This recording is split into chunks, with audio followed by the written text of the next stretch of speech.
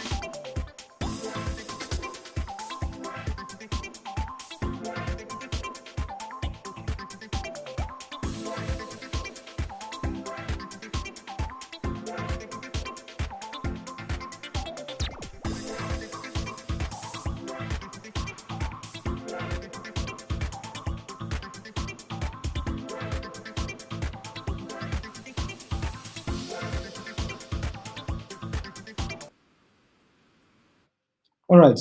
Okay. So yeah, let me proceed to share my screen. I'm trying to share my yeah, possibly I think my entire screen. Can't seem to. Okay, let's see. Yeah, just give me a minute. Give me a minute.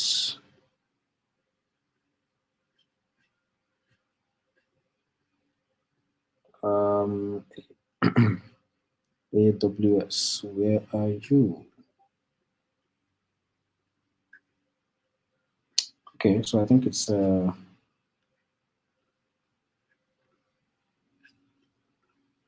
right here.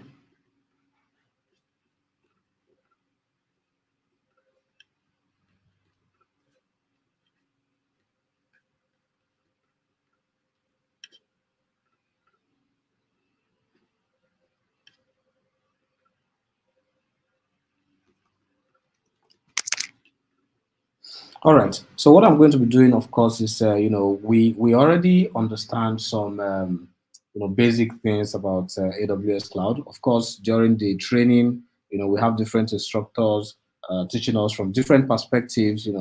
When it comes to understanding and working with the cloud, right? So please, I want us to try as much as possible to be interactive. Of course, via the chat.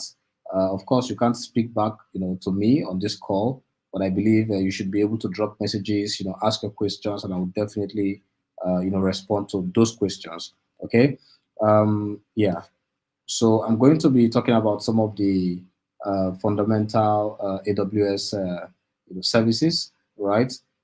Some of the yeah, basically we'll talk about some of the fundamental concepts, right?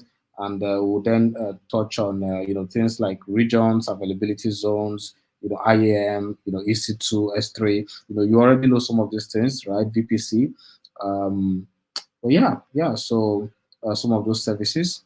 Okay, so let me start off by, talking about, the cloud itself, right? AWS cloud. I'm not going to give you any introduction to software as a service and all those stuff. You already have an idea of what those things are, and I'm trying my best to see how we can we can get um, to understand the services more, right? So we're going to spend more time talking about services, right? So we know that AWS, of course, is a cloud computing platform, right? It's offered by Amazon, right? And of course, we have like a range of services, right? A lot of services actually. And I keep telling people you cannot master every single service on AWS. You have to have a niche eventually, right? But as a beginner, there are some of the tools and services that you should be able to talk about, right?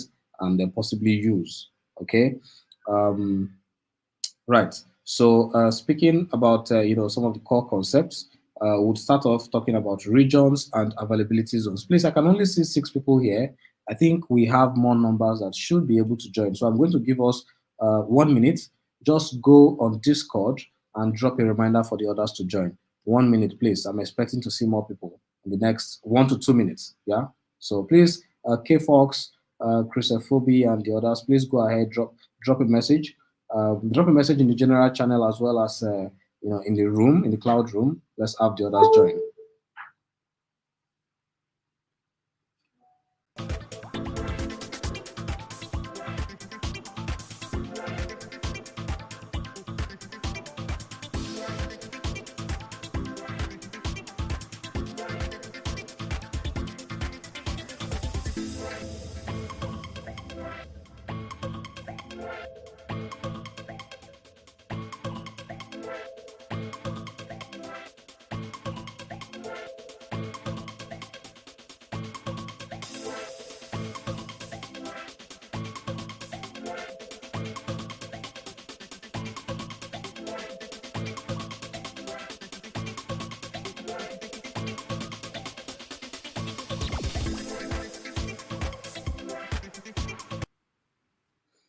All right. So I believe we have more people trying to join by now, and hope we have also dropped those messages. Right. Let's invite our friends on the server to join us. All right, so that we can have a lot of people learn from the learn live with us. Okay. Let's start off with regions, right? If you want to use this tool I'm using right now, this is called diagrams.net. You can download the desktop version, or you can also install this. It's a PWA. It has a PWA app, right? So you can basically, install this, straight from your Chrome browser, right? So I use the native version most of the time, but this is just, you know, yeah, this is just the option I decided to adopt for these workshops. All right, so let's just call this AWS fundamentals. Now, of course, if you wish to choose or use any other cloud platform, right? Eventually, some of the things you're going to learn from this hands-on experience would also, guide you to making decisions and even understanding some of the services you probably haven't used before on other platforms, right? Whether you're using Azure, whether you're using GCP, whether you're using Red Hat or IBM or even Alibaba Cloud, at the end of the day, most of these, you know, when it comes to the fundamentals, right, most of these things are similar, right? The name of the tool can be different.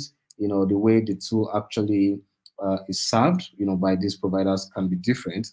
But the concepts, most of the concepts will still remain, the same. Okay, so try as much as possible to learn this concept, understand this concept. It will be easier for you to then adopt new services. By the way, if you can't see my screen very well, I think it's better if yeah, this is much better. All right. So when it comes to regions, now AWS divides the global infrastructure into geographical regions, and each of these geographical regions then contain availability zones. So when we're talking about, let me just see regions.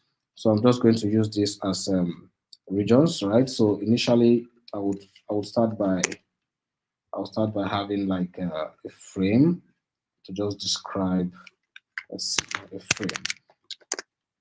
All right, so let's just use this. So basically, you have a frame, all right, and I'm going to refer to this frame as AWS. Let's just say we have AWS, right here, AWS. Come on.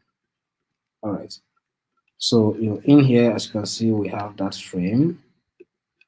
Let's bring that on top. Okay. So in here, we have that frame. It's probably better I just take this off. Okay. So now we have AWS, right, which is, the entire cloud, right, the entire AWS cloud. And then we have regions.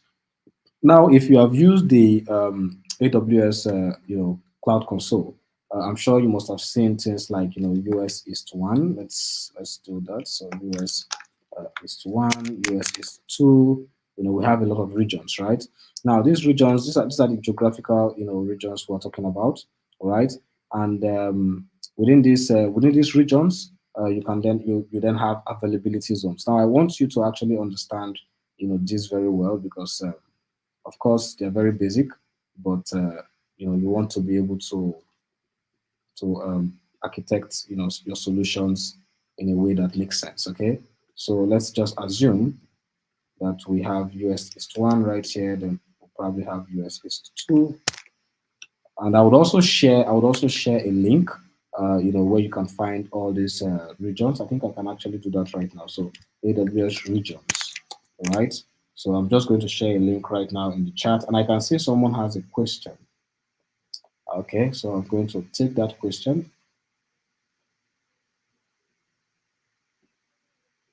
All right. Okay, so found it. So I'm sharing that here. Now, I think that is from that question is from Godfrey. So, what AWS services would you advise a beginner to specialize in before moving to other services? Yeah, yeah, right. I mean, I'm going to mention most of them. I already mentioned the IAM. I mentioned the EC2, S3. Understand the VPC. You know, yeah, RDS, Lambda, SNS, SQS. These are some basic ones. Before you decide, even SNS and SQS can be, you can learn this later because it's more of working with notifications and queues. You can use these services for pub sub operations. ECS, I would also talk about that. Used for modern development. So yeah, back to the concept of regions and availability zones. Okay, so regions are, I said, AWS global infrastructure are grouped into or are split into geographical regions. So you can have a region in Frankfurt, you have regions in the US, you have a region in Africa, you have multiple regions, distributed, in different continents. Okay, and then you have availability zones. Now, the availability zones are the data centers that are in close proximity to one another. Okay, so that is the availability zone. So I can see we have someone in the chat, Hemens. All right, hello, Hemens. Okay, so the availability zones are, the data centers, all right? So I'm going to pull up an availability zone. Let's see, availability zone. So I can use this. Well, that's fine. I think I should probably use this instead. Let's take this off. Okay, so now you have an availability zone that is found inside, that region. So I'm going to scale this out a little bit. Let's see. Probably fill this. Okay.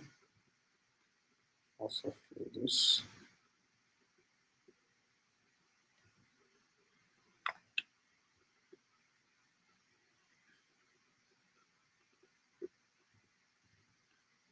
All right.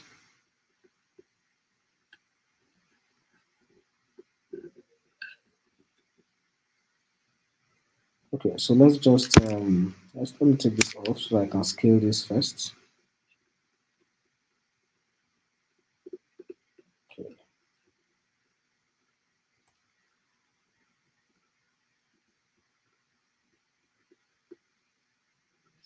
All right. Probably include that later. So you have the region, you have the availability zone. Okay, so now what exactly would be, like most people would always ask, okay, what exactly is the benefit of, having this, having the cloud structured in this fashion, all right? And one thing you should understand is, high availability, all right? High availability, fault tolerance, This is to say you can actually deploy applications across multiple availability zones, right? You can deploy applications across multiple availability zones, and then you can, configure this. You can set up your application with what we call a load balancer, right? Most of you have heard me, mention this several times as well. And you can say, okay, I want this load balancer to basically, balance the traffic, going into this particular, the set of services that are hosted in this availability zone and the set of services that are hosted in another availability zone, right? Based on the usage of our application, if something should happen, right? If the services in here should experience, downtime, right? Due to the availability zone, let's just switch over to a different availability zone, hosting the same application we have in here, right?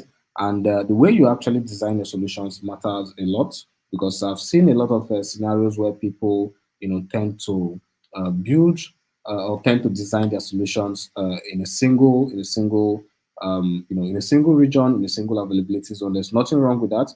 But then if you're actually trying to design, your solutions, for uh, basically to run at scale, right? It means you're probably expecting, millions of users, right?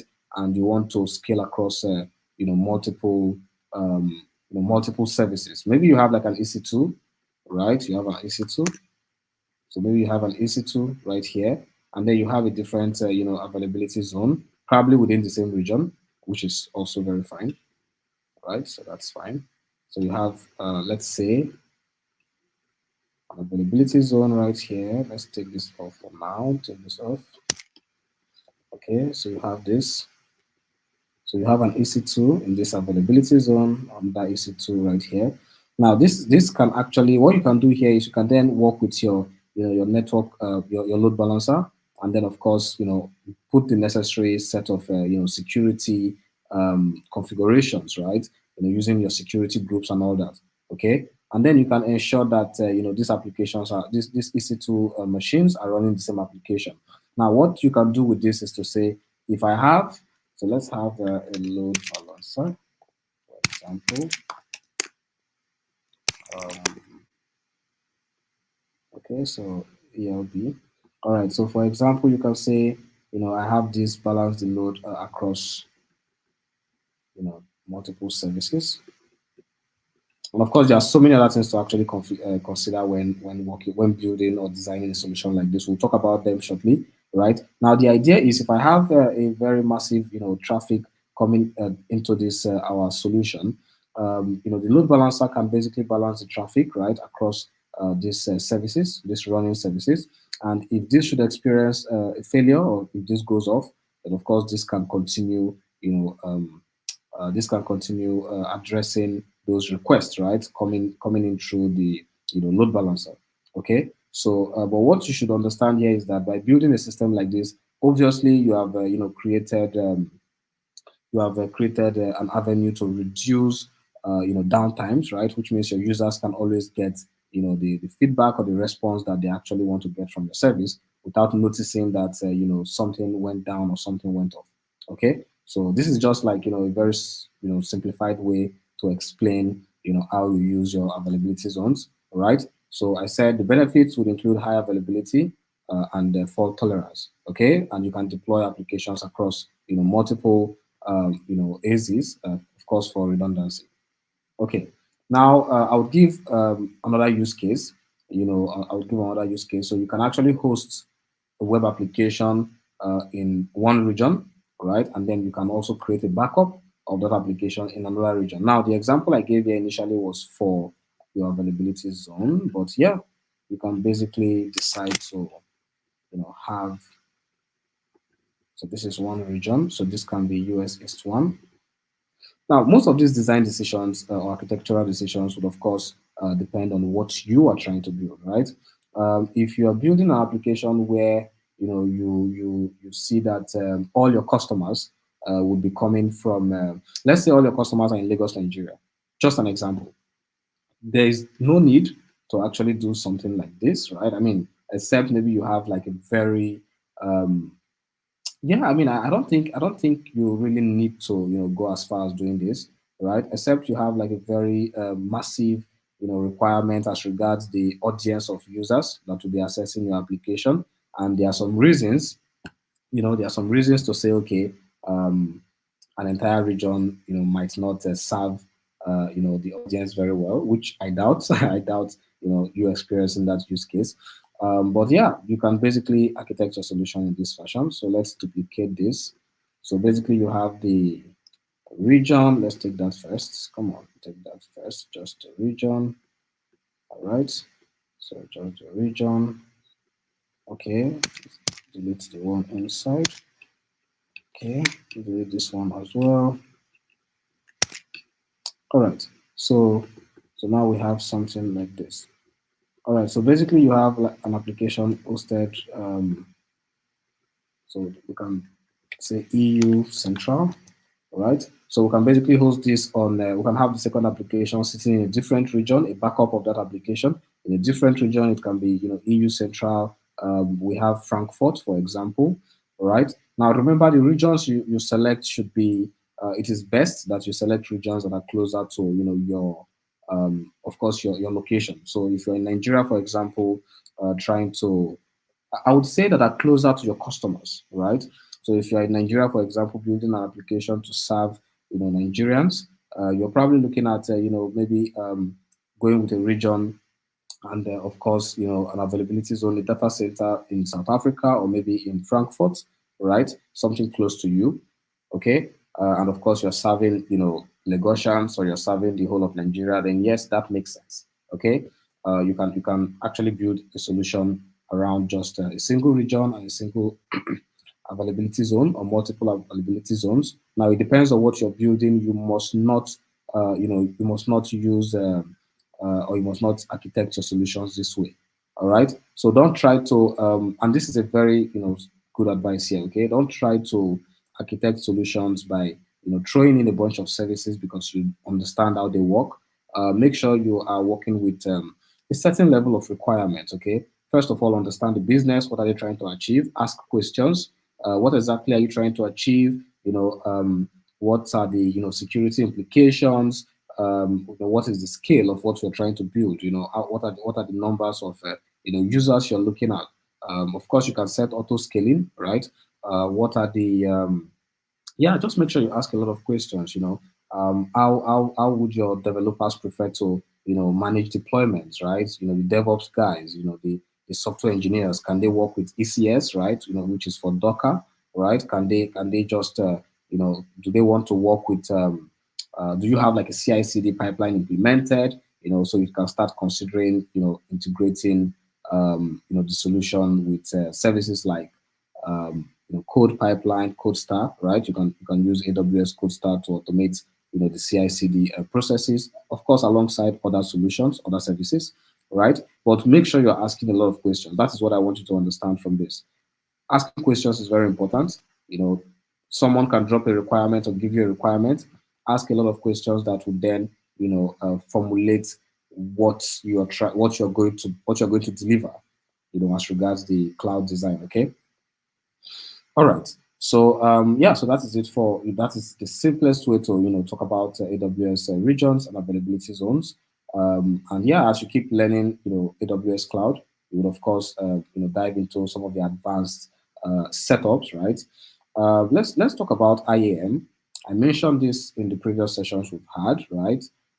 Identity and access management. We have also, used this firsthand. So I'm going to quickly jump into, let's see. I'm going to quickly jump into my cloud console. All right. By the way, if you don't have an AWS account, and maybe you have been trying to create an account and it's not working, please let me know in the chat. I think this was yesterday. I was trying to assist a cloud engineer, and we also experienced the same issue using payment, solutions like Gray, right? So if that is a problem you've been having, probably your account is suspended upon creation. I think the best solution would be to actually Yeah, so I think the best solution would actually be to use a DOM account, right? A domiciliary account, a Nigerian with the Nigerian bank, right? Access Bank, FCMB, whichever bank you use, right? You can basically create a DOM account with them because it's kind of like a big problem. AWS is unable to validate some of the new users using these virtual card platforms, and I think it's probably based on the address, right? Um, yeah, but I'm still trying to look for solutions around that. Anyways, so what I'm going to do right now is I'm going to jump into IAM.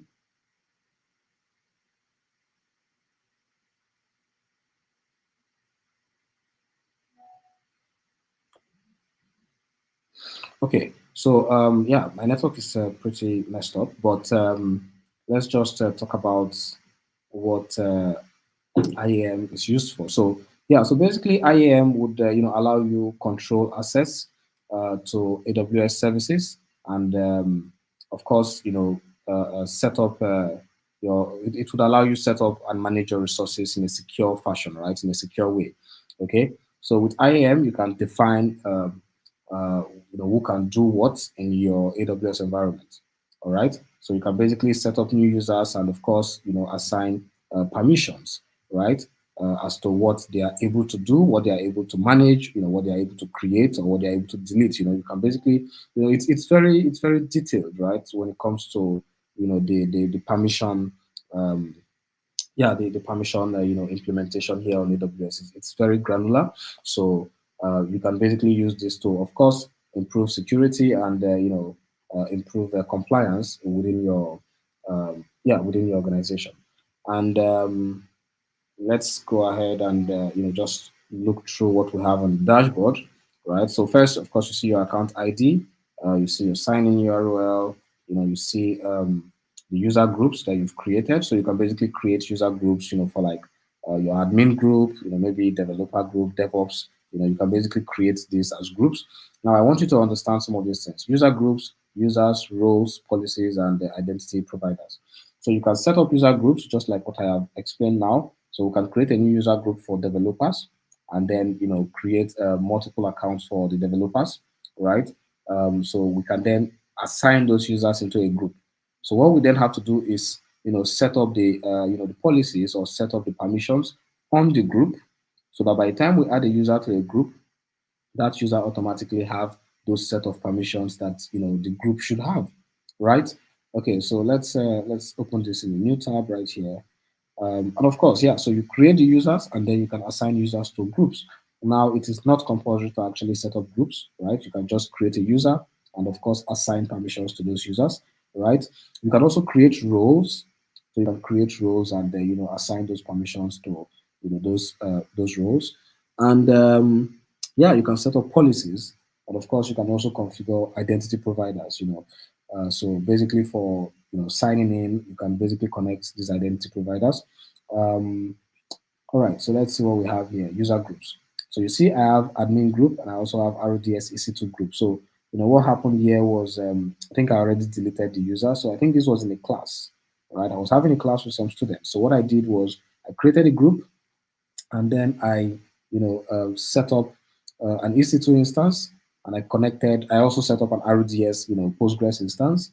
So I then created a user that have the permission to manage EC2 and RDS, my EC2 and RDS services. Okay, so what I expected the user to do was just log in with the details that was generated, the email and password that we have given you.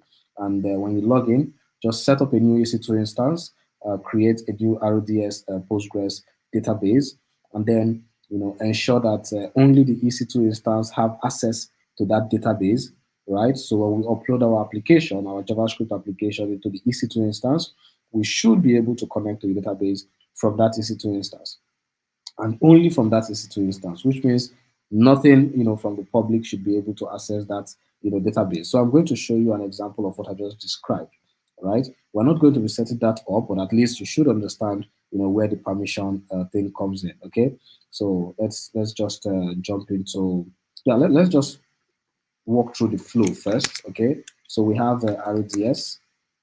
So we have RDS. So right here we create Postgres. So let's say RDS Postgres instance, and then we have EC2.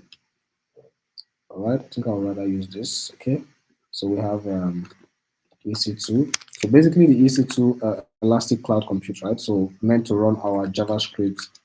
So we have our application sitting inside this, EC2 instance. So let me call this EC2 instance, and this is going to run. So let's have a note. All right. Nope, don't want that. Yeah, I'll use this. Okay, so this is basically going to run our JavaScript or TypeScript API, right? So this is basically what we have. It's going to run our TypeScript API. Now, of course, this is a Postgres DB, right? Yeah, and of course, what we are trying to do here is our application will be hosted right here in the EC2 instance. So let's just search for application. Probably want to use this. So this is Microsoft Azure icon, but that's fine. Let's just work with this. So we have an API, sitting right inside this EC2 instance, and then this is going to connect to our database. So I'm just going to move this. Let's flip this around. Now this is going to be connected, to our database. So this is going to be connected to our database. But the idea, probably just drop this in here. So, but the idea is, we don't want any service, any external service connecting to this, right? So, what we then have to do is, the cloud architect, right, or the cloud engineer, will then set up the right security details, especially using the security group. Security group. I don't think I should. I don't think I will see that here. But let me just use this. So this is security group. So basically, you're configuring, you're setting up your security group to ensure that they both have access to talk to each other, right? So you want to configure this within your security group, and of course that is also right there within your your VPC, right? You have a VPC. We'll talk about that shortly. I'm just going to call this our security group. Okay, so we just have a security group, and in this security group, we've configured it to say, this guy should be able to communicate with this guy, right? So for the RDS, the only thing we expose is, the connection to the EC2 instance and nothing else, right? So if you try to connect from the outside world, it's not going to work, right? But then this should be able to connect to this. Now, for the IAM policy that we've set here, the major thing that is going to happen is that the user that is going to create this whole thing would have the permission to basically set up EC2 and manage EC2 instances, also set up and manage RDS instances. So I'm going to show you an example here. I can decide to work with this group, so I don't need to create a new group, right? So let's just go into users, and I'm going to create a new user. Okay, I'm going to create a new user, and I'm going to call this user, let's say, Bob Bob the dev, right? So Bob the dev. Okay. So yeah, you can choose to provide user access to the AWS Management Console, and of course, this is optional because some users might just want to, use the CLI. Okay. Um, yeah, so you can basically, so you have options here. What exactly is this user type? So we recommend that you use identity center to provide the console, blah blah blah. Okay, and we recommend that you create IAM users only if they need programmatic access through access keys, and of course secret keys.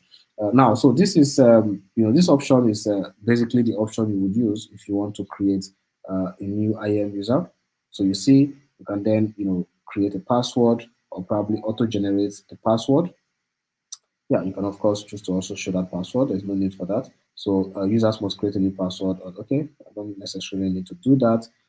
But if I create this account right now, you are going to see, let's click on this. So you see that we can actually add this user to a group, right? We have both groups selected here, and that's the first option you have. You can add this user to a group, or you can, just copy permissions. So just attach, the policies directly, on that user. So if I click on this, for example, you see that the group option is gone. So I can basically choose to say, okay, Bob the dev should have access to, using EC2, right? So I can give Bob the dev EC2 full access. Now, EC2 full access is saying that Bob the dev should be able to create or delete and basically do everything that can be done with this permission, right? When you click on the plus icon here, you basically see the full access policy, which of course you see you have a lot of actions here. So, for example, um, yeah, so you see everything is marked as allow, right? Because you're giving the full access, right? You can also and yeah, I mean the major recommendation you get from AWS is that you should ensure that users have the minimum, right? What they need to do what they have to do, right? At the moment, instead of giving administrative privilege or setting up or giving full access to some of these services. Okay, so but for the sake of this example, we are referring to working with groups. So I'm going to assign, the Bob Dev to this particular group, the RDS EC2 group. And as you can see, the attached policy in this particular group is Amazon RDS full access and the Amazon EC2 full access. Yeah, I can see that from the, yeah, I can basically see that from here. Okay, so, and of course you can move this so you can see that well as well. Right, and when I click on next, okay, so Bob the Dev username. So this is just giving us a review, a way to review the credentials, right? Username Bob the Dev, console password, this will be auto-generated. Require password or reset, we selected no. And yeah, we have the user added to this particular permission group. Okay, you can add tags. I've told you about the benefits of using tags before. So what you do is, tags are basically key value pairs that you can add to AWS resources to help identify, organize, and search for resources. Okay, so we're skipping that for now. Let's just click on create user. So when we click on create user, our user has been created. You see you have the console sign-in URL, you have the username, and of course the auto-generated password.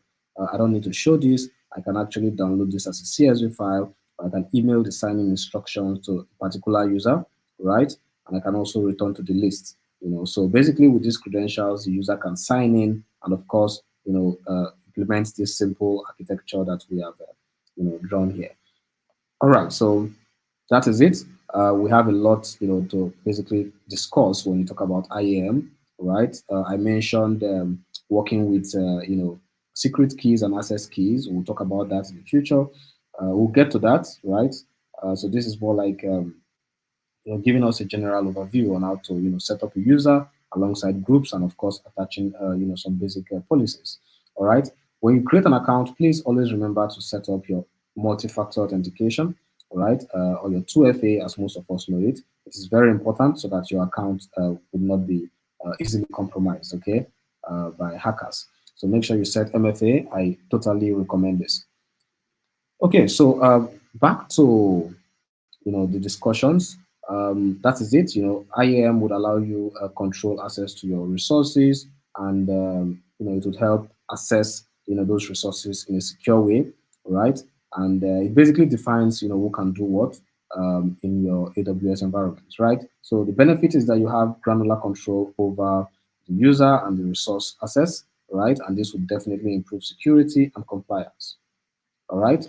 And I just gave you an example. I gave you a simple use case. We walked through creating a new user and assigning permission. So please, I'm looking at the chat. If you have any questions, drop your questions in the chat.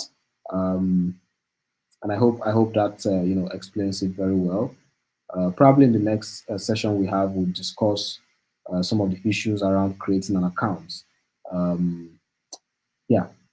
Yeah. So I mean, it's going to be very difficult because imagine if you can't, afford to get a DOM account, and I doubt if you'll be able to use your regular Mastercard, um, yeah, your regular Naira Mastercard for this kind of operation. I don't know if it works now. When I created most of my accounts, it wasn't working. But yeah, if you have tried it and it works for you, please let us know in the chat as well. All right, so talking about EC2. Elastic Elastic Compute Cloud, right?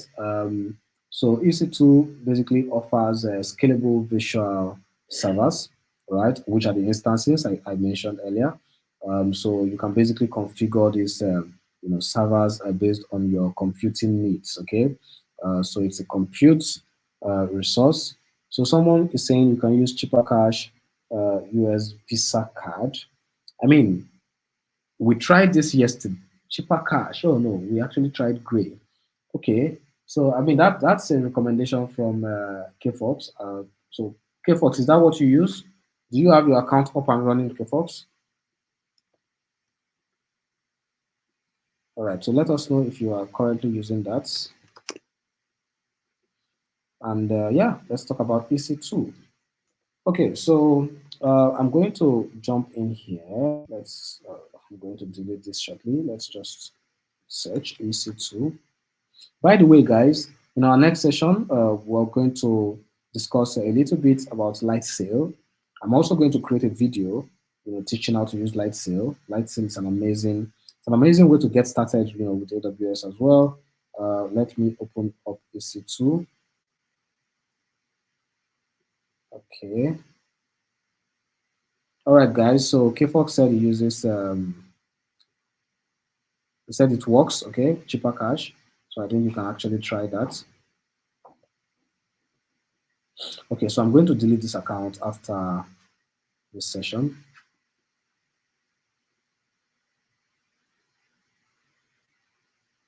I have a couple of machines, running here.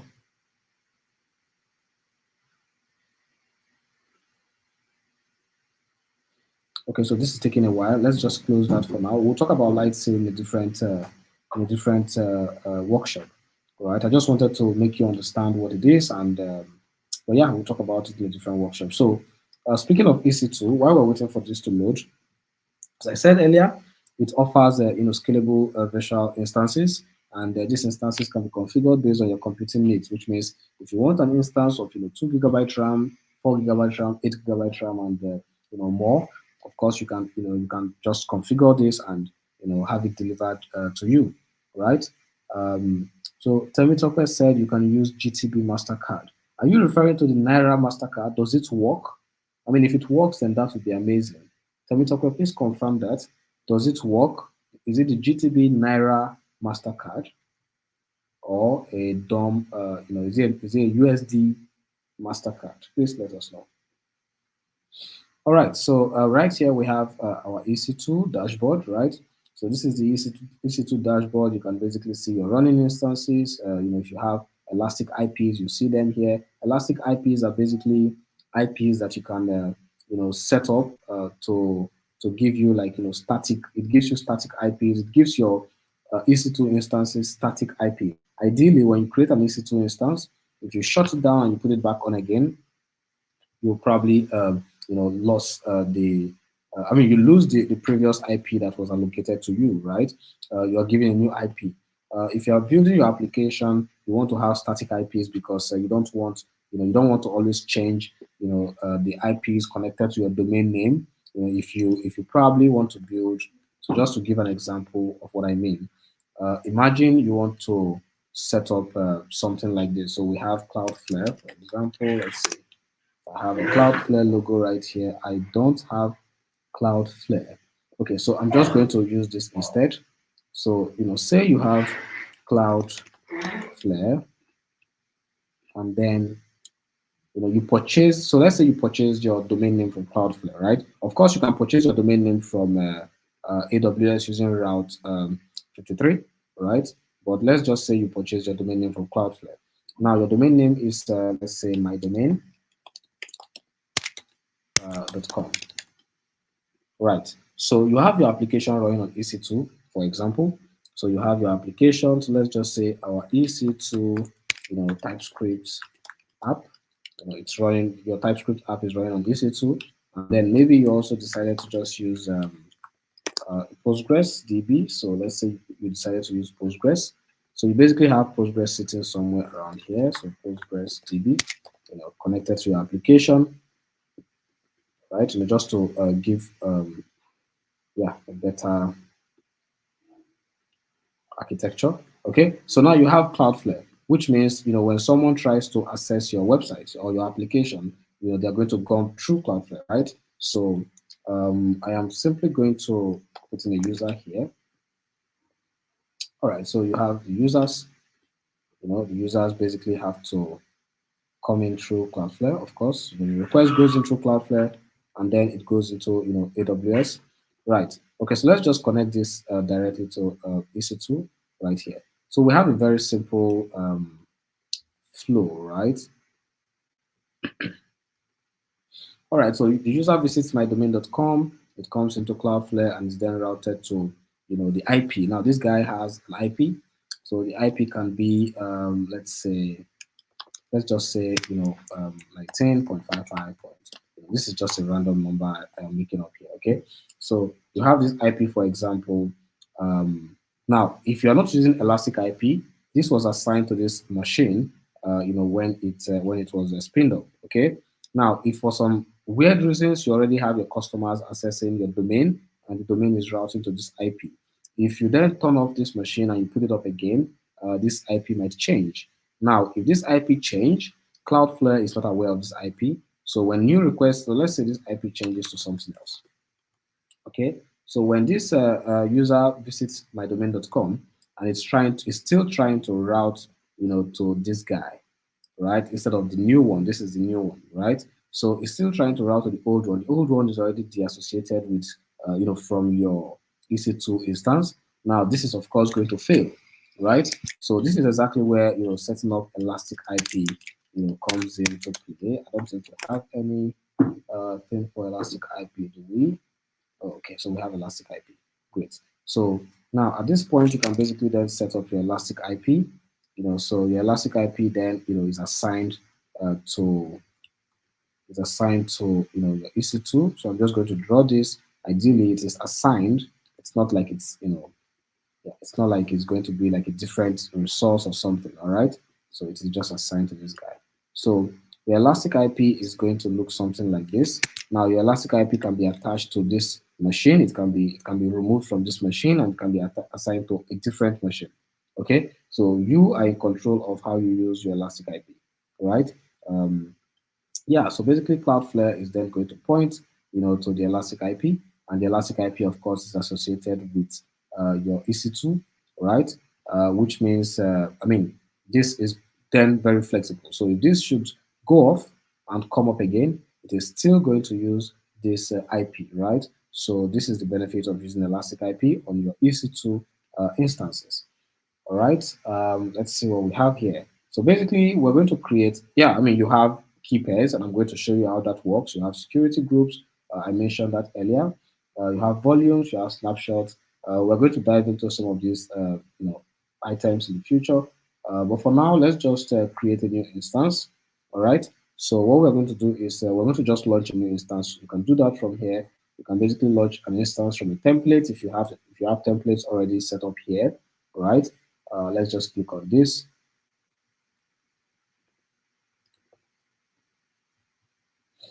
All right.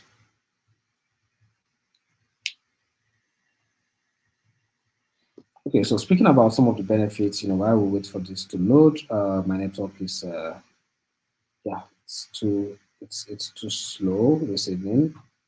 That's really bad. Anyway, so speaking about the benefits of EC2, it's on demand, which means you can choose to create your EC2, work with it, and shut it down if you're done. Probably delete it if you're done. So it's on demand. It's resizable. Yeah, so it has a resizable computing capacity. You can choose to resize when you want to. Um, and of course, it's also suitable for hosting your website, applications, and services, workouts, maybe some kind of background processes running in the cloud. Yeah, and yeah, so we're going to launch a new instance right now. So let's call this Python app instance, right? So we're going to host Python app in here.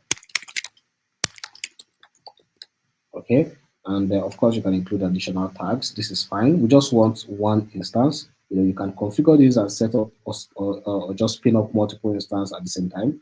We're going to use Yeah, so basically you select, the operating system, right? The OS. Okay. So I'm going to stick to Ubuntu, right? Which is a Linux distribution. So let's go with Ubuntu, Ubuntu 22, long-term support. So let's just work with the default because this has, a free, right?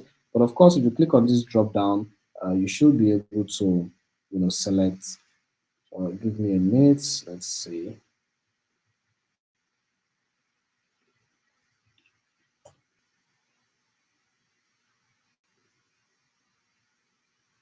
Okay, so I think let me check my network connectivity here. All right, that was pretty slow. Okay, so yeah, so you can select Ubuntu. All right, you can select Ubuntu. You have a free tier for that. So let's just select this.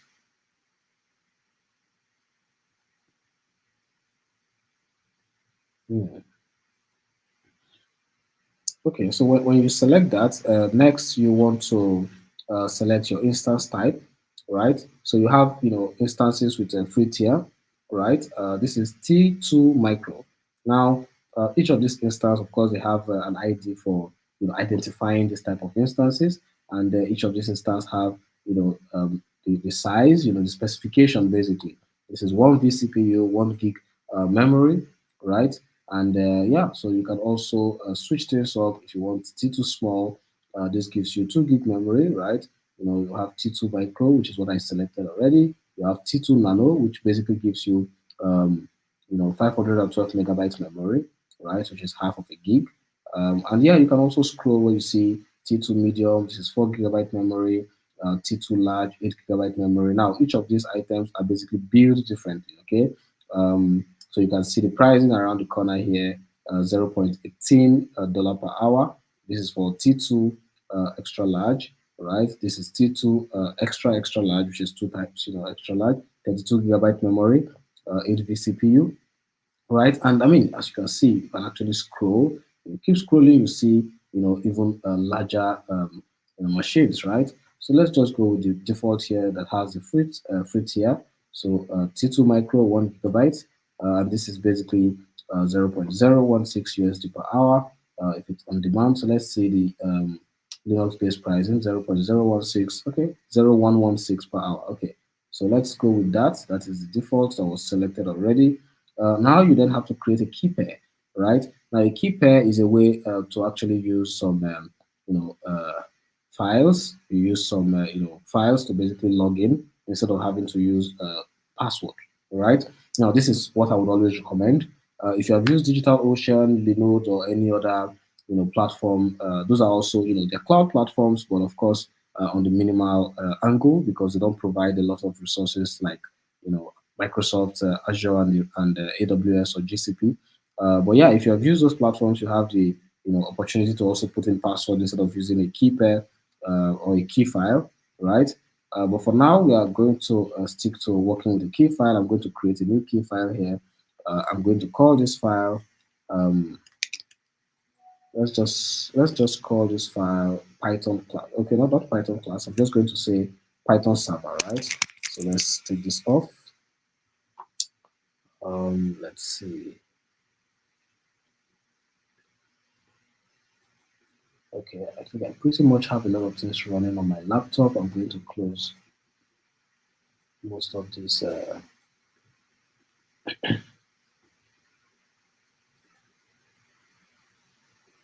Okay, all right. So let's call this PY Cloud.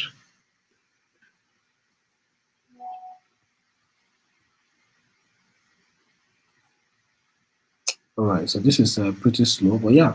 So PY Cloud, and this is a PM file, right? So this is for use with OpenSSH. You can use the PPK file if you're using a Windows and you have the application called PuTTY, which is PUTTY or PuTTY, right? You can basically use the PPK file, right? If you're using PUTTY, that's the name of the app on the Windows machine, right? Now, I'm going to be using my terminal, so I would prefer to use the PM, which is of course compatible with Open SSH. Okay, so let's go ahead and click on Create Key Pair.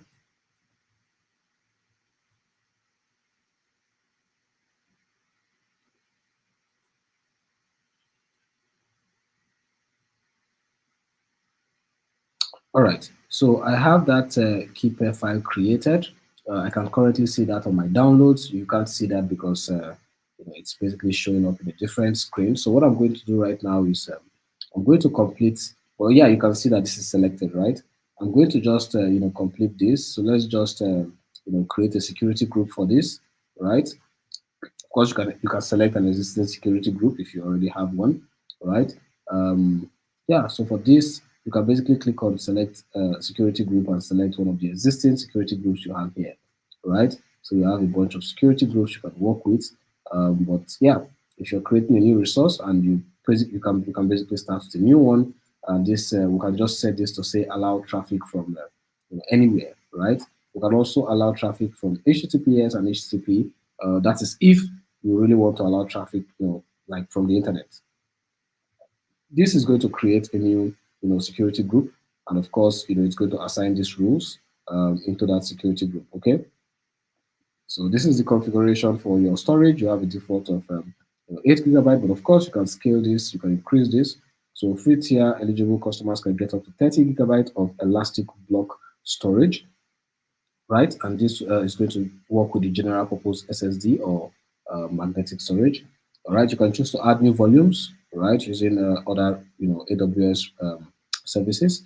Right, you can actually extend, right? Yeah. So, but of course, we have up to 30 GB, so we can work with that. So all I have to do now is click on launch instance. All right, and our instance is being created. Okay, so while this is being created, I'm simply going to share my screen, my entire screen basically. Okay, all right, so give me a minute to do that. So someone said, can I get this after the session is over? If you are referring to the video, it's going to be saved on LinkedIn as well as saved on YouTube and yeah, LinkedIn and YouTube. I don't think it will be saved on Twitch though, but yeah, you can confirm that. All right, so let me stop sharing my screen for now, and I will share my entire screen. Let's see, share my entire screen one, right? Okay, all right, so let's do that. Great, so I'm currently sharing my entire screen. Now you see we have success. This our instance has been created successfully. So we can basically navigate to this instance by simply clicking on this. All right, so while we have done this, I'm going to bring in this is basically what we've downloaded right now, okay? The pycloud.pem file. I'm going to put that on my desktop, right? Simply because you have to first set the permission of that file. So can I guess?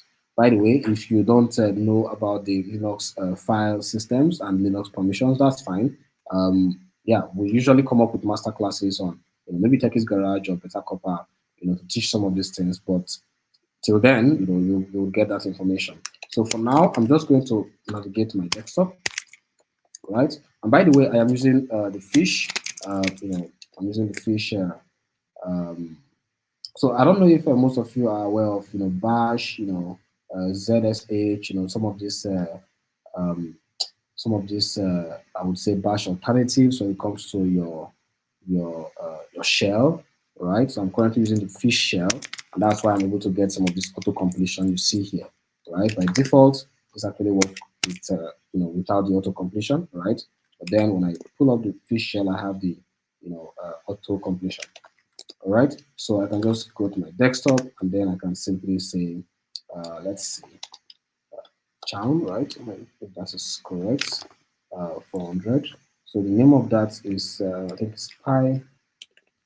Yeah, let's see, operation not permitted. Okay, so I think I am definitely, aha, okay, that was definitely a mistake. All right. Um, I'm going to verify that. Can't seem to remember how that is. Okay, just give me a minute.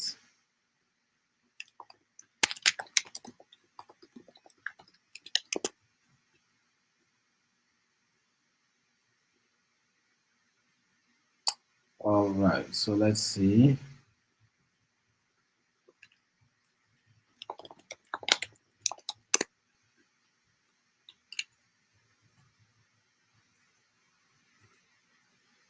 Okay, so that was wrong. I used the wrong, command. It's actually chmod, right?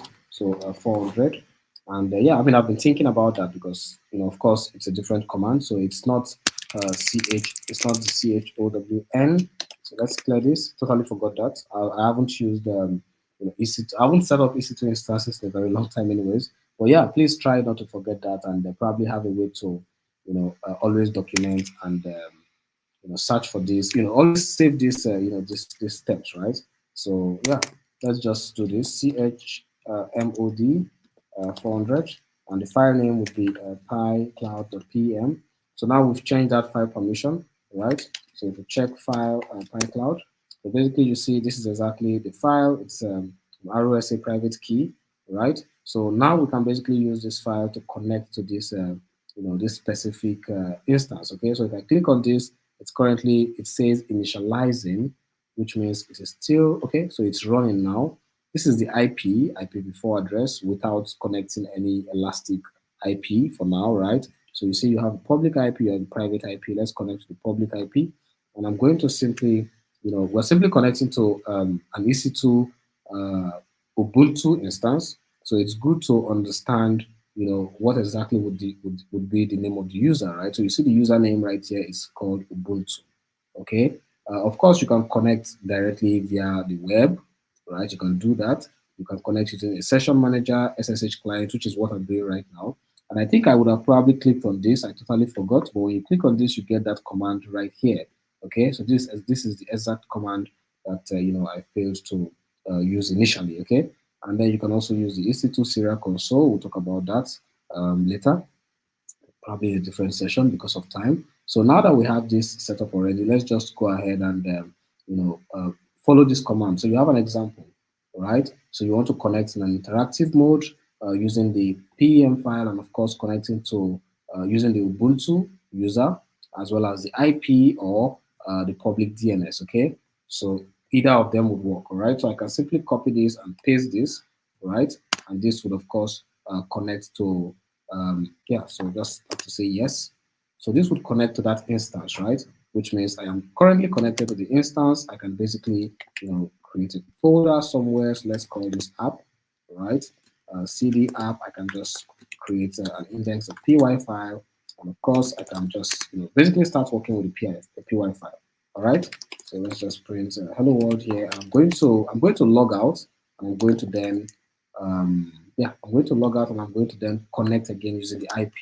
All right. And of course, you can set up your web servers, Nginx and whatnot. But for now, we're not going to do that because of time. So let's go ahead and exit. Right. So the connection is closed. I'm going to connect again. So I'm going to say SSH from the interactive mode, PyCloud, of course, Ubuntu at. This time around, I am going to use the IP, okay? So let's go back to the EC2 instance connect. I'm going to copy the IP, paste this in, and of course, I'm going to simply type in yes. Oh, okay, I did not have to do that again. So I am currently connected to the same EC2 machine again. And now you see the folder we created is still intact. All right, index.py. That should be maybe main or app.py, not, yeah, that's fine. So if you have Python installed, you can basically run this. Of course, I don't think I have Python installed here. So you can of course, if you're familiar with Ubuntu, you can now install Python and all that stuff, right? So it's not a big deal. But yeah, we're not going to spend time doing that today. I will probably do that in different sessions. So let me look at the chat. If I have any questions, we don't have questions in the chat. If you have any questions, please drop your questions. Yeah, because we have basically reached the end of this session. There are other services we wanted to cover. So what I'm going to do is I will discuss with KFox and the other moderators managing the yeah, the other moderators setting up the workshops so that we can have the other tools that we did not cover, such as RDS for databases, Lambda, and a bunch of other, services that we wanted to just, talk about, not necessarily do a lot of details in them. So I would have it moved, into the next session. All right. I'll see you in the next session. Try as much as possible to show up so that you can learn. live from these sessions. And of course, you get to learn from the mistakes that I make as well. Um, and yeah, you can ask a question. So have a wonderful evening, guys, and I'll see you on Discord. All right. If you're not on Discord, make sure you join the Discord server. The link is in the screen right there, topuniverse.org/Discord. All right. I'll see you there. Have a wonderful evening, and yeah, till next time.